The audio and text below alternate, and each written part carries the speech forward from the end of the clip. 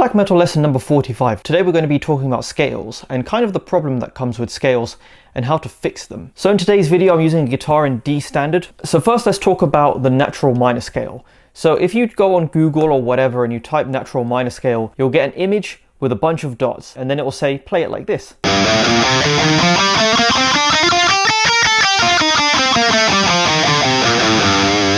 Now the problem with that is that it doesn't sound black metal. It sounds like a normal kind of scale run. So how can we turn that scale into something that's a bit more black metal? So the way to work this out quickly is with the frets and your minor scale formula. Tone, semitone, tone, tone, semitone, tone, tone. Now on the E string that will include these frets. 0, 2, 3, 5, 7, 8, 10 and 12. And then on the A string it'll be 0, 2, 3, 5, 7, 9, 10, 12. So the only difference is that the A string you play the 9th fret and the E string you play the 8th fret.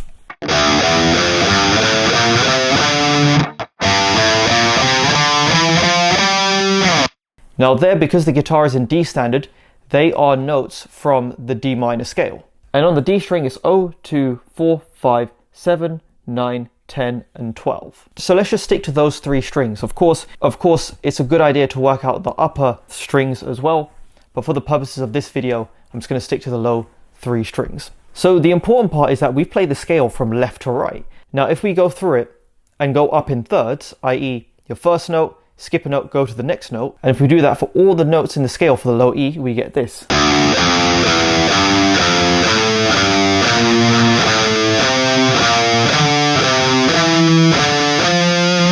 And already we're kind of getting there. And then you can do the same thing for the A string.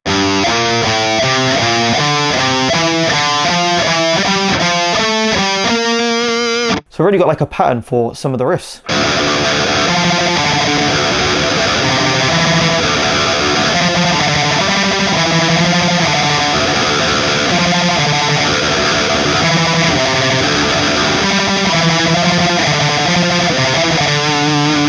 So remember, thirds are also dyads. They are these chord shapes, but just played note by note. And of course you can play,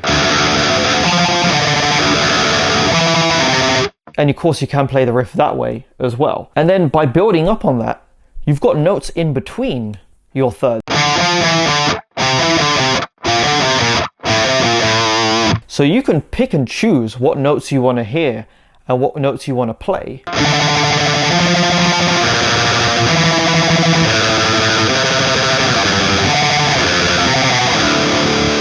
And then you can come up with little melodies like that for your black metal playing.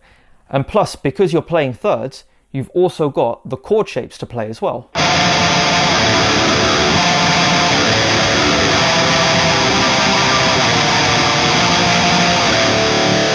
So you can mess around with some of the chord shapes, you know, pick a note, find the third up from it, then you can move it up to the power chord shape. So you've got this kind of movement. And you can also make that a bit more riffy.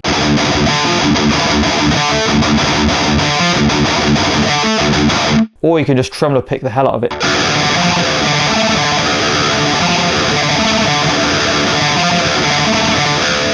So for riffs, it makes more sense to learn your scales from left to right as opposed to up and down. Of course, having it up and down can have its benefits because then you're able to use certain notes to create melodies as well.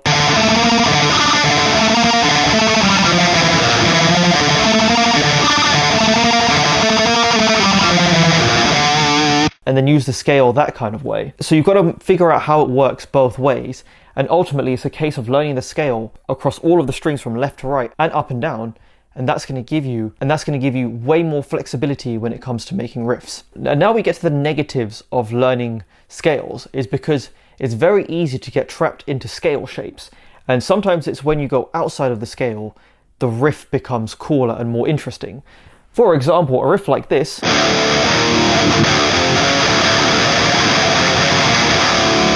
And in that chord progression, you've got D, E flat, F, G flat. Only two of those chords, the D and the F, are in the D natural minor scale. Now you can also add all of those notes into your D minor scale moving it up left and right. And that's what we call the chromatic scale when you're playing every single note in the scale. And really the chromatic scale is the scale that contains everything and everything.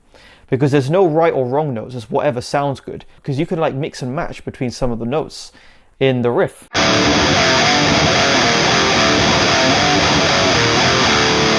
Like that, for example, sticking to some chords in the D scale, and then using some chords outside of the scale as well. And that can also apply to all of the lead riff.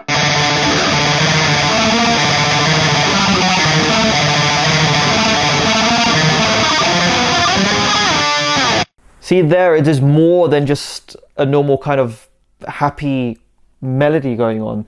There's a bit more interesting notes and movements going in. And a way to experiment with this is to start with the scale. You know, start with a simple 3-note melody.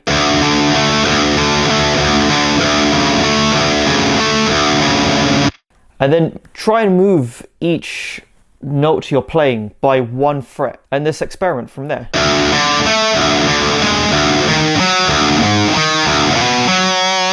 Then you could come up with anything and everything, really.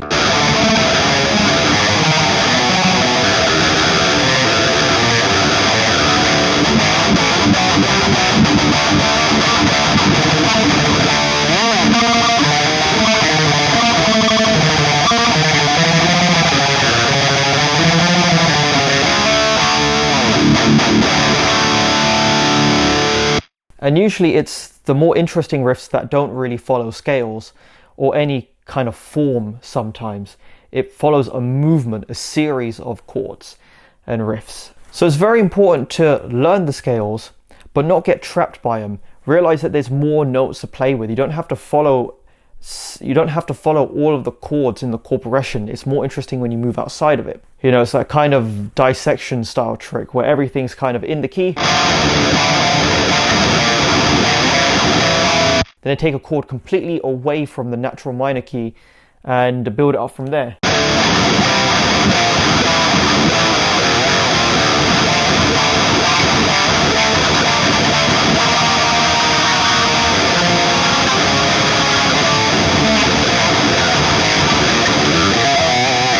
And it's important to mix and match different ways of approaching a note as well, because you can take it in a chord. You could try to pick the notes of the chord. You can go through the chord in a different order and pick notes around the chord.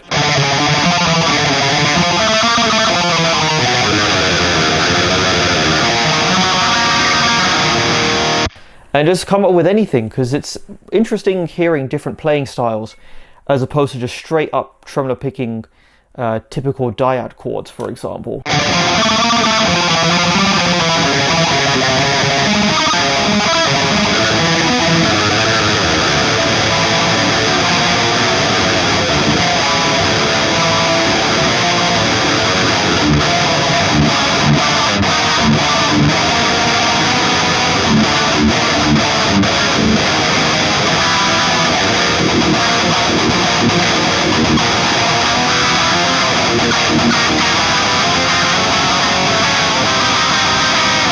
It's important to learn the scales because they give you a good solid foundation of riff writing. But building on top of that, you've got to get further and further away from the set notes in the scale. And another thing to note is that your ear is more important than any note you play. Because if you know something sounds good,